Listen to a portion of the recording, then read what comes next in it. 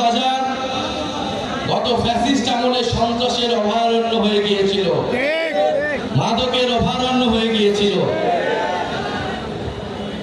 আমরা বিভিন্ন জায়গায় নারায়ণগঞ্জে যেমন গডফাদার ছিল, কক্সবাজারে গডফাদার ছিল। শেখ হাসিনার গডফাদার, তার আন্ডারে এরকম ছোট ছোট গডফাদার পুরো বাংলাদেশ জুড়ে ছিল। আমরা সেই গডফাদার তন্ত্র ব্যবস্থার বিলোপ ঘটিয়েছি। আমরা নতুন কোন গডফাদারের আবির্ভাব হতে দিব না। কক্সবাজারে কোন নতুন কোন গডফাদারকে আপনারা মেনে নেবেন না, তার বিরুদ্ধে প্রতিরোধ তৈরি করুন।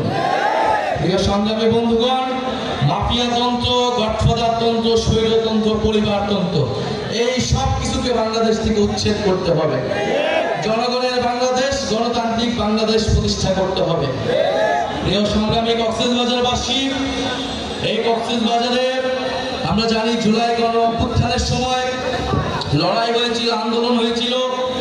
আপনাদের মাটির সন্তানেরা জীবন দিয়েছেন, শহীদ হয়েছেন।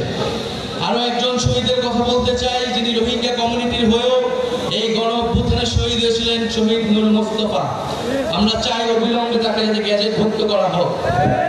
প্রিয় সংগ্রামী বন্ধুগণ, আমরা কক্সবাজারকে দেখি সম্ভাবনার জায়গা হিসেবে। হাসনাত আব্দুল্লাহ বলেছেন, বাংলাদেশের ভবিষ্যৎ, বাংলাদেশের সম্ভাবনা হচ্ছে এই বঙ্গোপসাগরে। আমাদেরকে সমুদ্র শক্তি, নৌশক্তিতে শক্তিশালী হতে হবে। ফলে তার জন্য কক্সবাজারকে আমাদের শক্তিশালী ঘাঁটি হিসেবে প্রতিষ্ঠা করতে হবে। পুরা কক্সবাজারকে, পুরা বাংলাদেশটা বিশ্বের বুকে মডেল হিসেবে প্রতিষ্ঠা করতে হবে। আমরা সেই কক্সবাজার দেখতে চাই।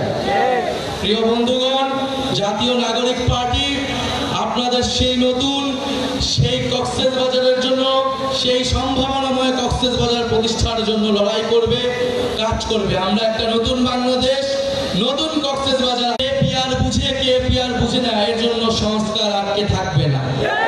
আমরা জানি জনগণ সংস্কার বুঝে, জনগণ সংস্কার চায়। ফলে অবশ্যই উচ্চ কক্ষে পিআর হতে হবে। নির্বাচন কমিশন, দুদক সহ গুরুত্বপূর্ণ রাষ্ট্রীয় প্রতিষ্ঠানে নিরপেক্ষভাবে নিয়োগের জন্য কমিটি, সাংবিধানিক কমিটি তৈরি করতে হবে। এই দুইটা সংস্কার প্রস্তাবনা ঐক্যমত হলেই জুলাই সনদটি তৈরি হয়ে যায়।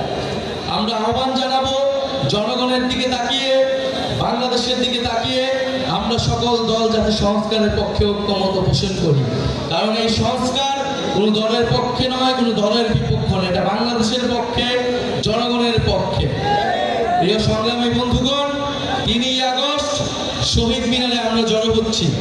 আপনাদের কক্সবাজারের রূপরেখা আমরা দিব। কেমন কক্সবাজার আমরা চাই, কেমন বাংলাদেশ আমরা চাই।